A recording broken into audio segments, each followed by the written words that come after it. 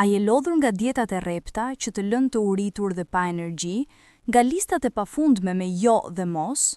Po sikur t'ju thoja se mund të humbisni peshë duke shijuar jetën dhe ushqimin. Sekreti nuk qëndron te ndalimi, por te balanca. Për vite me radhë besoja se për të rënë në peshë duhet të thoja lamtumir picës akullores apo byrekut të mëngjesit, por e kisha gabim. Trupi ynë nuk ka nevojë për ndëshkim, për përzgjuarsi. Ja 3 ndryshime të vogla që bën diferencën e madhe për mua. Rregulli 80-20. 80% e kohës ushqem shëndetshëm, me perime, proteina dhe yndyrna të mira. 20% e kohës i lejo vetes atë që dua pa u ndjer fajtor. Kjo e bën procesin të qëndrueshëm dhe të këndshëm. Hidratimi është çelësi. Shpesh ngatrojmë etjen me urinë.